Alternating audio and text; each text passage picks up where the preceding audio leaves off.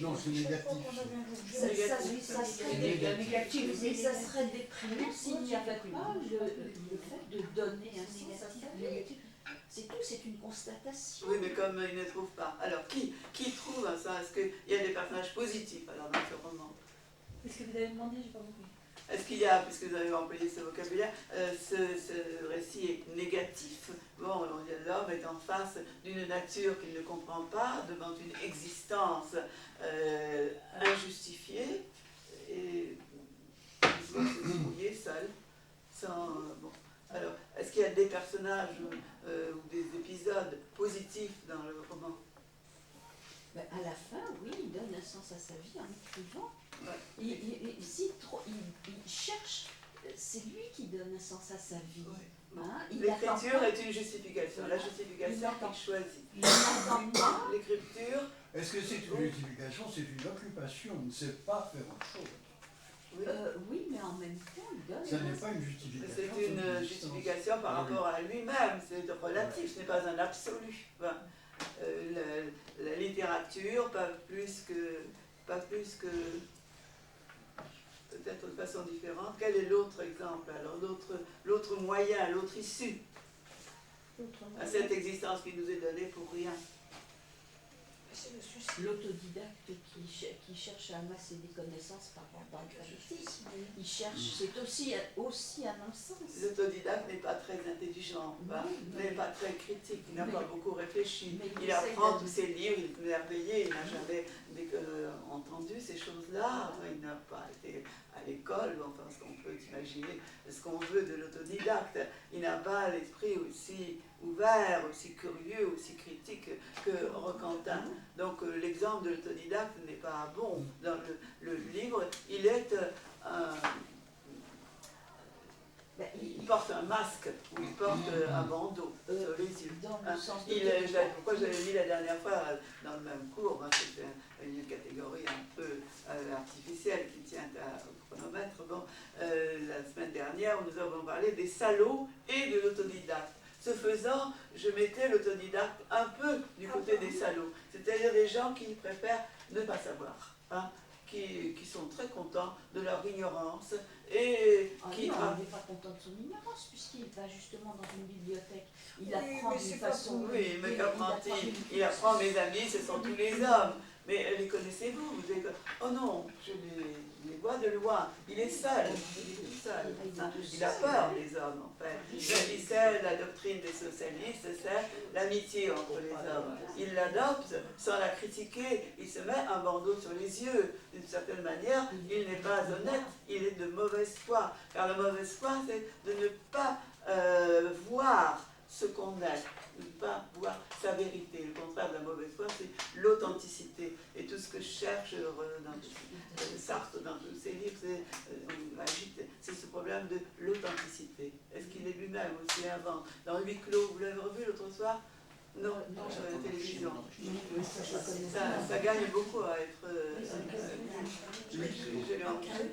Huis clos, ça passe à la télévision. Nous l'avons lu il y a 2 ou 3 ans. Enfin, c'est très bien joué. Bon, les personnages qui sont là dans cet enfer, l'enfer chez les autres, ce sont des personnages inauthentiques qui ont passé leur vie à cacher les crimes dont ils étaient responsables. Estelle, l'infanticide, Inès, l'homosexuel, Garcin, le lâche. Hein. Ces mots-là tombent sur eux lorsqu'ils sont en enfer, hein, lorsqu'ils sont sous le regard de l'autre et qui ne peuvent plus se cacher. Mais ce sont des personnages qui ont réussi à vivre leur vie tranquille, dans la mauvaise foi. Comme la plupart des gens. Comment? Comme presque tout le monde. Comme tout le monde. Si on passe son temps tout à l'heure d'authenticité, mais je trouve que les salauds, ils sont très authentiques. Non, ils se sont mis un masque, une étiquette. Je suis notaire, je suis médecin, je suis industriel, je suis un homme important et je mesure 1,53 m. Mais sur mon tableau, ça ne se voit pas, 53, 1,53 m. Pour un homme, c'est petit. Mais le peintre a rempli aussi le tableau de coussins et de petits meubles qui font paraître Olivier Blévigne comme un personnage qu'il croit être un personnage illustre et grand et respectable et important dans la ville de Bouville. Tous les trucages, c'est le mot qui va. Les trucages sont bons, même chez les gens qui prétendent voir clair, enfin, c'est difficile d'accepter ça, hein, d'accepter de voir clair, d'accepter son sort. Bon, ça risque de conduire, si on allait jusqu'au bout, au suicide, tant la vie est désespérante et incompréhensible. Hein. Bon, donc, pourquoi je me suis lancée dans ce récit, jouer avec l'absurdité du monde. Voilà ce que va faire Sartre, enfin Roquentin, mélange. À la fin il trouvera une justification. Un exutoire. Je pourrais peut-être écrire Un exutoire. Oui, non, c'est pas vraiment. un exutoire. Ouais. Non, non, on va le lire tout à l'heure. Non, parce qu'il laisse. Avant trace. le livre, ce qui va l'inciter à écrire. C'est quelque chose qui intervient dans le roman, on ose à peine dire un événement, quelque chose qui arrive. Attendez, j'ai oublié Annie dans le corps. La petite musique. Je vais revenir sur Annie. Mais c'est la petite musique, l'air du ragtime, l'air du saxophone, hein, qui revient vraiment comme leitmotiv tout au long. Hein. Sartre laissera sa petite musique. C'est le refrain. Et c'est en ça qu'il donne la cette sensation présence de qu'il la avec les musique autres. qui est, on peut lire ce passage, le thème du saxophone. Il est déjà évoqué, il revient à plusieurs reprises, page 40, page 149, page 245, enfin ce sont les références, mais il y en a peut-être d'autres. Alors page 40, voilà la première fois qu'intervient l'air du saxophone.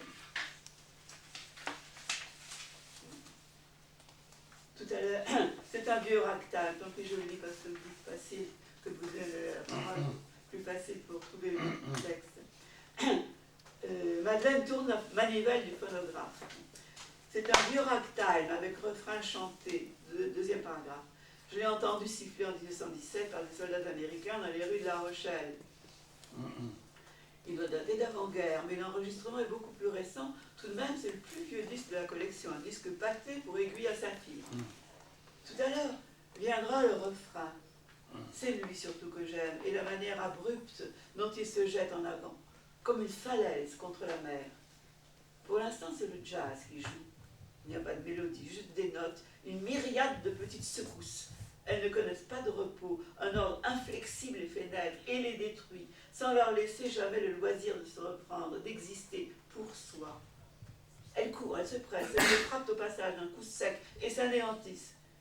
J'aimerais bien les retenir, mais je sais que si j'arrivais à en arrêter une,